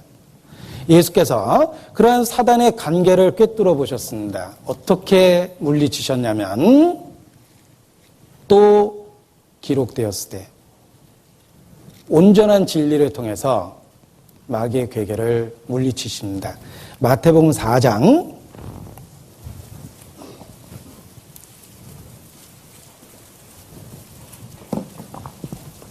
7절입니다. 마태복음 4장 7절.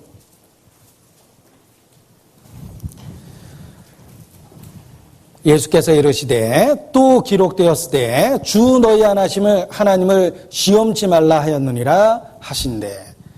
자, 마귀가 성경을 인용해서 시험했을 때 예수께서 또 기록되었을 때라는 온전한 진리를 통해서 마귀를 이기신 겁니다.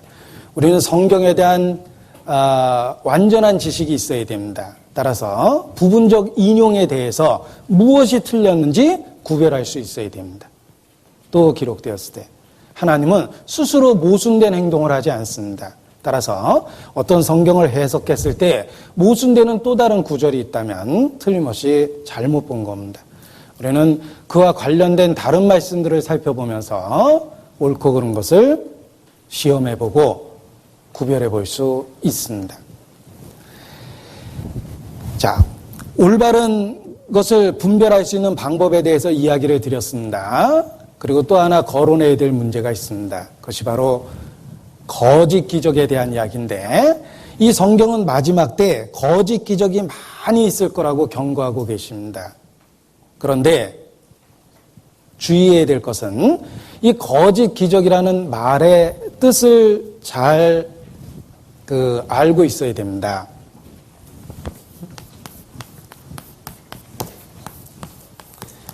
자, 기적이 실제로 일어나지 않았다라는 의미에서의 거짓이 아닙니다. 예를 들면 어떤 그 사이비 부흥사가 설교를 했는데 뒤에 이슬성신이 피고 무지개가 보였다. 그 기적이 정말일까 사실일까? 그 기적이 진짜냐 가짜냐를 따지는 게 아니라 그 기적이 일어난 의도와 목적이 속이는 목적일 수 있다는 거예요. 그것은 물리적으로는 사실일 수도 있다는 뜻입니다. 그것이 성경에서 말하는 거짓 기적이라는 뜻이에요. 그러니까 어떤 기적이 일어났다고 주장했을 때 예를 들면 뱀에게 물렸는데 안 죽었다. 진짜 뱀에게 물린 거 맞냐? 그 독사 맞냐? 혹시 독 빼놓은 거 아니냐? 이런 그 기적이 진짜 있었냐 없었냐라는 의미가 아니라 진짜 독사한테도 물렸는데 안 죽을 수 있다라는 거예요. 그러니까 물리적으로는 사실일 수 있는 기적이지만 그 기적이 일어난 의도가 속이려고 했을 때 그것이 거짓 기적이다 이런 뜻입니다. 자, 사기꾼이 크게 사기치려고 처음에는 이자를 줬습니다. 돈 꿔달라고 그래가지고. 그 돈은 진짜 돈이죠. 이 돈 위조 지폐 아니야? 뭐 이렇게 진짜 돈을 줄 수도 있지만 큰 사기를 치려고 처음에 미끼를 준 거일 수도 있습니다. 마찬가지로 기적 자체는 물리적으로 사실일 수 있다는 거예요. 그러나 그 기적이 일어난 의도가 속이려고 했을 때 거짓 기적이다 이런 뜻입니다. 적그리스도는 기적을 행하면서 나타납니다. 물리적으로는 사실일 수도 있습니다. 하늘로부터 불도 내려오게 하고 말 못하는 우상에게 생기를 주어 말하게도 하고 죽은 것처럼 보이다 살아날 수도 있다는 뜻입니다. 그러나 그 의도가 속이려고 했을 때 그것이 거짓 기적이다 이런 뜻입니다. 그래서 마지막 때 특히 우리가 명심해야 됩니다. 거짓 기적이 일어날 때 그것이 사실이냐 아니냐라는 물리적 현상을 따질 것이 아니라 그 숨은 의도가 속이려고 하는 것이냐라는 것을 분석하는 것이 올바른 구별 방법이란 뜻입니다. 신명기 13장입니다. 신명기 13장.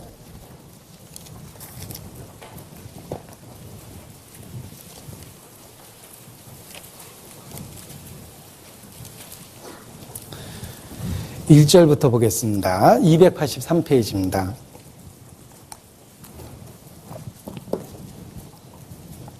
신명기 13장 1절, 2절, 3절 같이 읽죠. 너희 중에 선지자나 꿈꾸는 자가 일어나서 이적과 기사를 내게 보이고 내게 말하기를 내가 본래 알지 못하던 다른 신들을 우리가 쫓아 섬기자 하며 이적과 기사가 그 말대로 이룰지라도 너는 그 선지자나 꿈꾸는 자의 말을 청종하지 말라. 이는 너희 하나님 여호와께서 너희가 마음을 다하고 성품을 다하여 너희 하나님 여호와를 사랑하는 여부를 알려 하사 너희를 시험하려 하심이니라. 그렇습니다.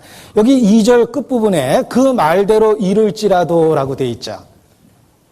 그 말대로 이룰지라도 믿지 말라 이렇게 말씀하십니다.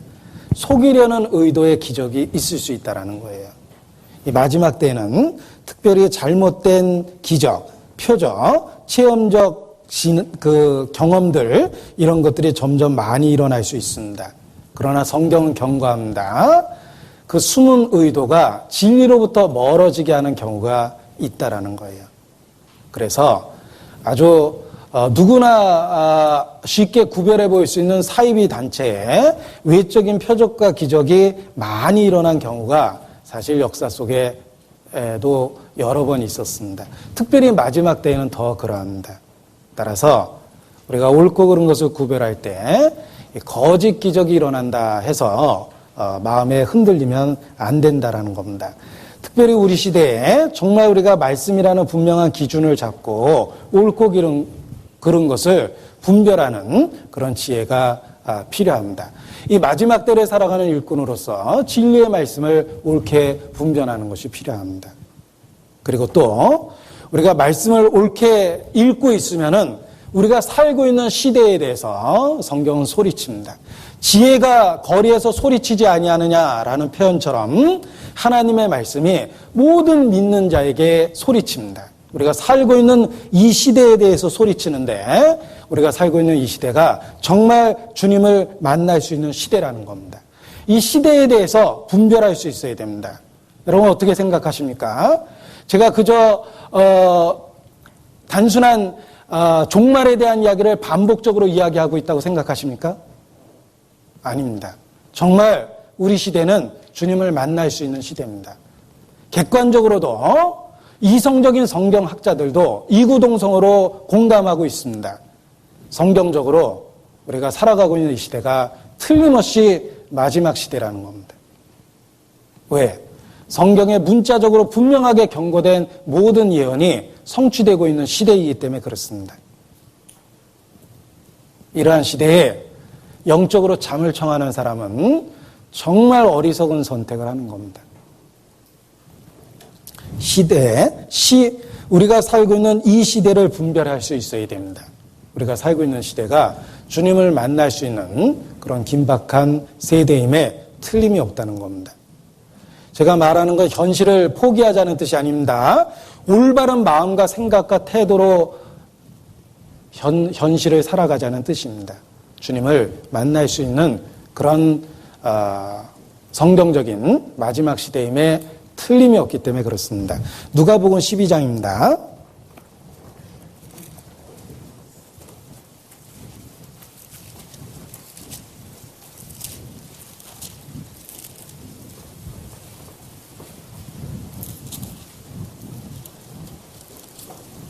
(54절)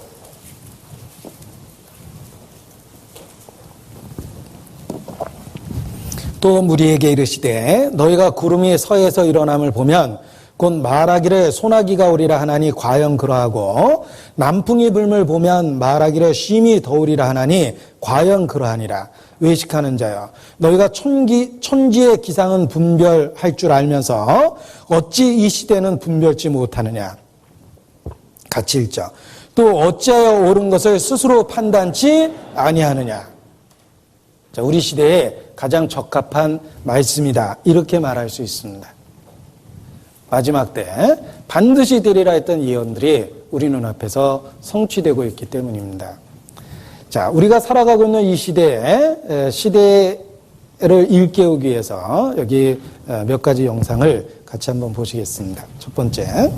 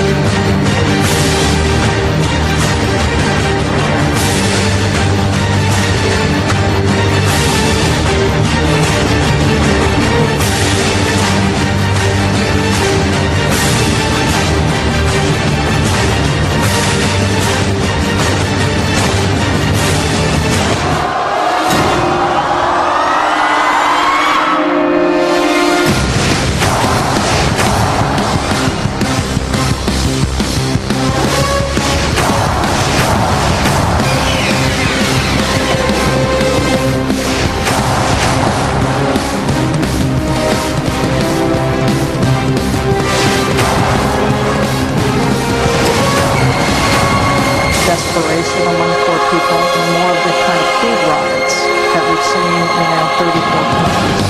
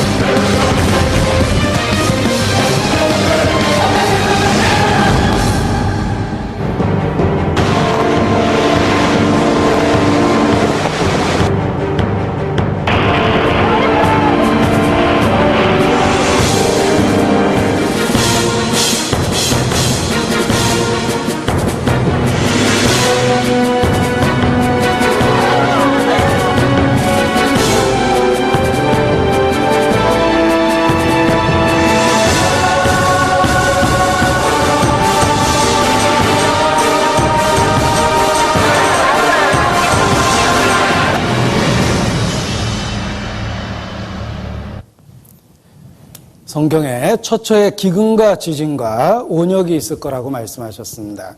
우리 시대 신문과 뉴스가 그대로 성경을 표현하고 있습니다. 요즘에는 마음 같아서는 전도 집회를 이틀만 해도 될 것 같아요. 신문을 자세히 보고 오십시오 하고 바로 죄와 복음을 불면 될 것 같죠. 그대로 성경에 있는 경고된 모든 이야기가 현실로 드러나고 있습니다. 그래서 첫째, 기근이라는 말씀처럼 식량을 무기하는 나라가 많이 있고 유대인들은 그 중요성을 알고 있기 때문에 오래전부터 식량 사업을 독점화했습니다.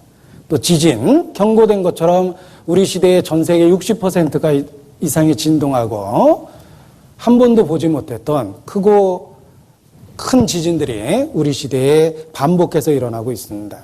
또 온역이 전염병이라는 말인데 광우병이라든지 조류독감이라든지 사스라든지 그 전에는 들어보지도 못했던 전염병에 대한 이야기가 점점 동식물, 사람과 관련해서 많아지고 있습니다.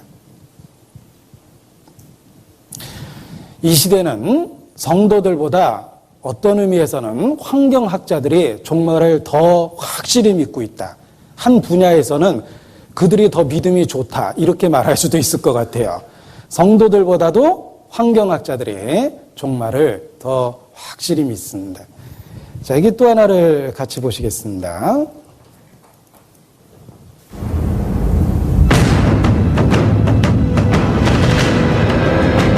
금세기 지구온난화로 북극의 빙하가 녹고 녹아내린 얼음물로 해류의 흐름이 바뀐다. 초대형 얼음 폭풍이 지구를 덮치고 거대한 해일이 몰려들고 지구는 새로운 빙하기에 접어든다. 얼음에 갇힌 지구, 단지 영화가 만들어낸 상상일 뿐인가?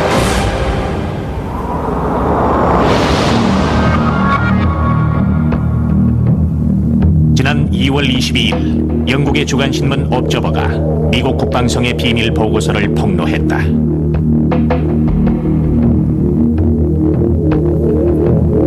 향후 20년 지구는 급격한 기후변화로 대재앙을 맞게 된다는 보고서의 내용은 전 세계를 경악시켰다. 2003년 미국 국방성이 내부 문서로 작성한 지구 기후 변화에 관한 보고서. 곡창지대인 중국과 북유럽에 10년 대가뭄이 찾아오고 북유럽의 한파가 몰아쳐 시베리아 기후로 돌변하고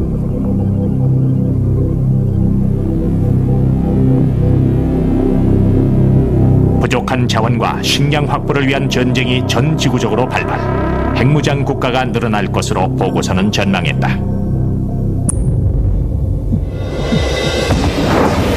미국 남동부를 초토화시킨 사상 초유의 허리케인.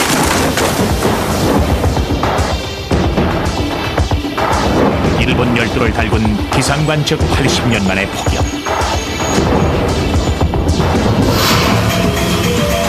중국 중남부를 집어삼킨 기습폭우.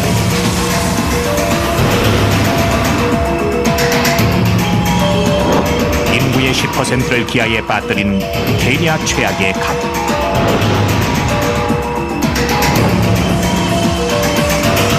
독일 전역을 마비시킨 폭설.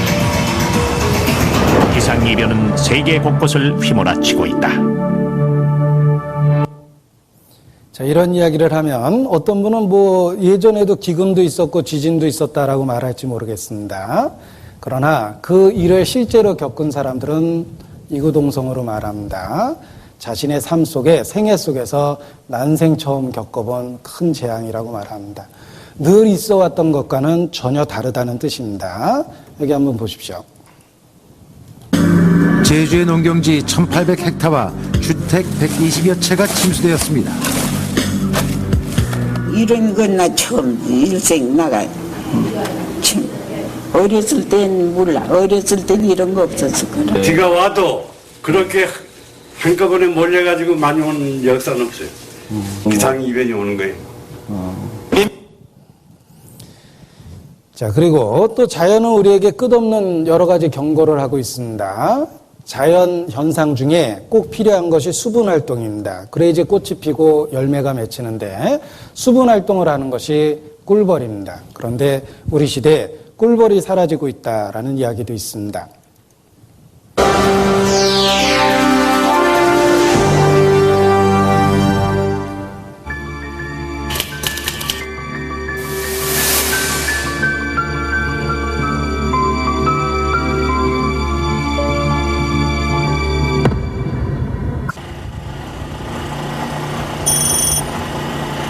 꿀벌 실종 사건이 처음 접수된 미국 펜실베니아주. CCD라고 표시된 문제의 벌통들. 처음 벌이 실종된 지난 가을 이후 해켄버그시는 2,000개 이상의 벌통에서 8천만 마리의 벌들을 잃었다. 그 손실액이 우리 돈 4억 원에 달했다. Not many bees. Hardly any bees in the box.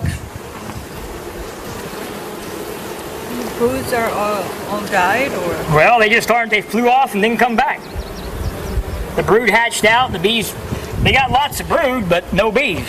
So we actually have a beehive here that could be as good as that hive over there. Only thing is, something's wrong. 영국에서도 벌이 사라졌다고 보고됐다. 런던 아마추어 양봉협회 회장인 존 제플 씨. Everything is black now. 제플 씨는 벌통에다 아예 불을 질러 태워버렸다. Yes, just to make sure everything was burnt and everything's been cleaned before I use it again. Because I don't know what it is. Total mystery. 지난해 11월 이후 꿀벌의 실종은 미 전역으로 퍼져나갔다. 30여 개 주에서 벌들이 사라졌고 90%까지 벌을 잃는 경우도 있었다. They're gone. Something of nature just go backwards and can't recover from it. 북미의 양봉업이 휘청거릴 만큼 큰 타격을 준 꿀벌의 실종은 남미와 유럽의 여러 나라들, 오세아니아의 뉴질랜드, 아시아의 대만과 인도까지 전 세계를 휩쓸었다.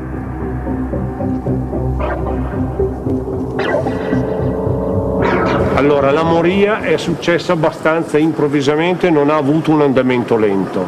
This year, 4 continents simultaneously. 꿀벌의 실종은 전 세계를 공포로 몰아넣었다.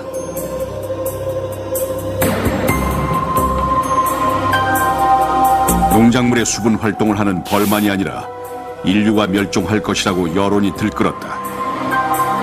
Take away the bees, you don't have pollination, you don't have fertilization, you don't have apples. A human being, we're losing a lot of species. So the time frame of this is very, very fast. He said, watch the bees. Because when the bees disappear, mankind will disappear within 4 years. 꿀벌이 사라지는 원인 불명의 사건은 2007년 전 지구의 문제로 떠올랐고 새로운 이름을 낳았다. 그것은 벌 군집이 붕괴되는 괴현상, CCD라고 불렸다.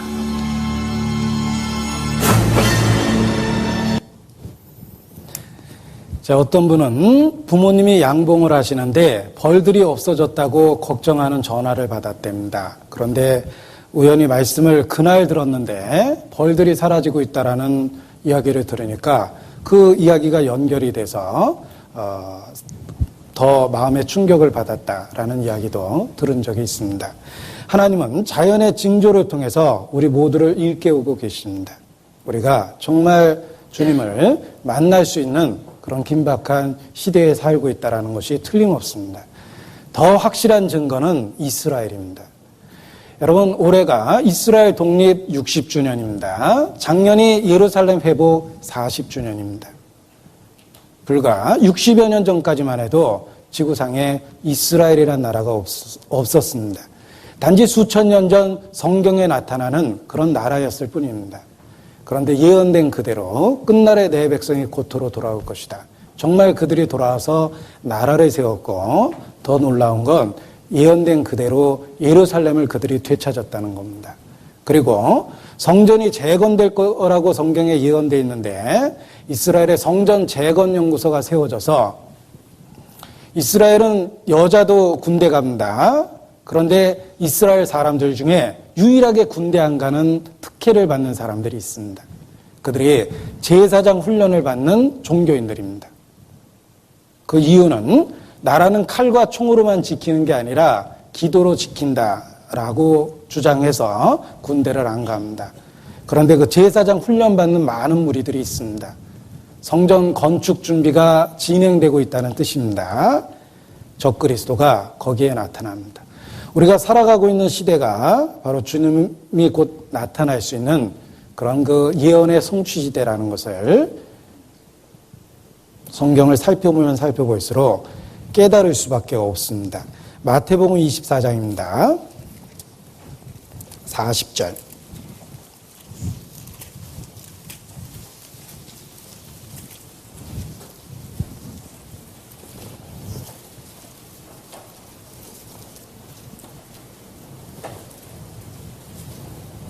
24장 40절, 41절까지 같이 읽죠.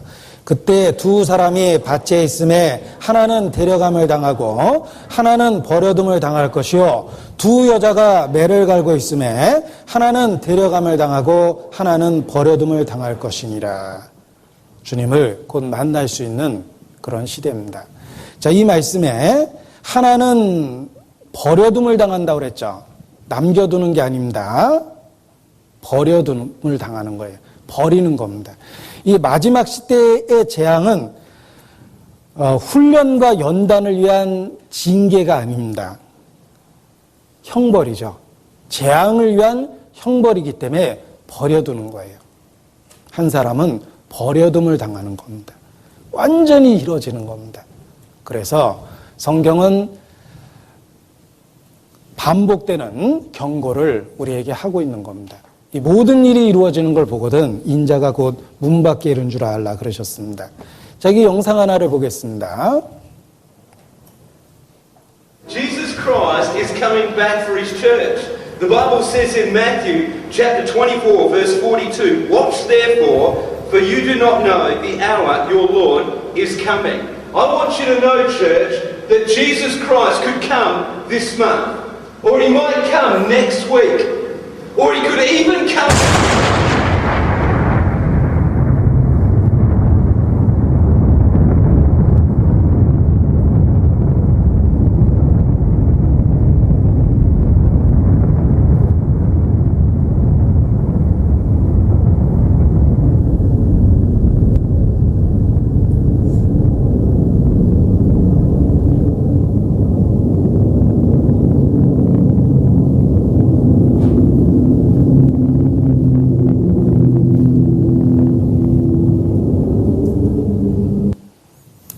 그런즉 너희가 어떠한 사람이 되어야 마땅하뇨. 성경은 우리 마음에 소리치고 있습니다.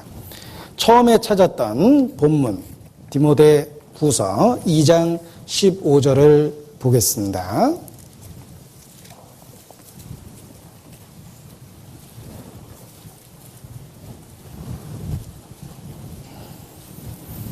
같이 읽겠습니다.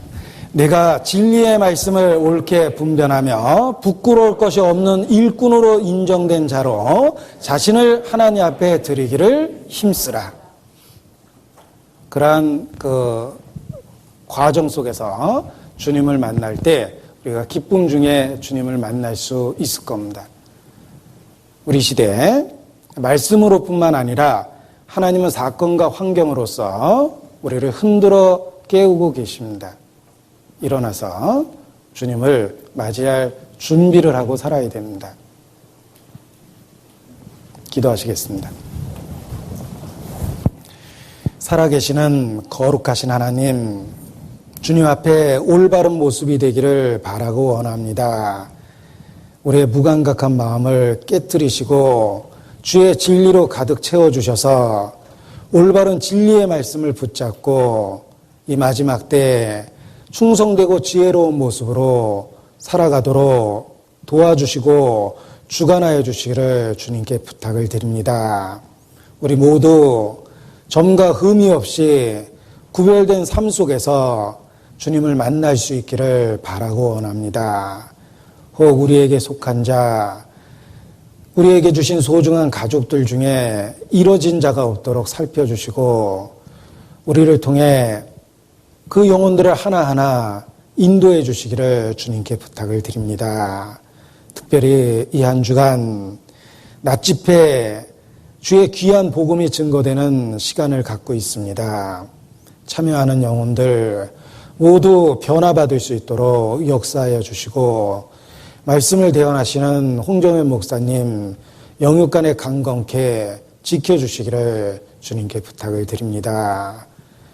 곧 영원한 주님의 나라에 서는 그날까지 우리의 모든 삶을 다스려 주시고 하나님의 영광만 나타내 주시옵소서. 저희를 사랑하시는 고마우신 우리 구주 예수님 이름으로 기도합니다. 아멘.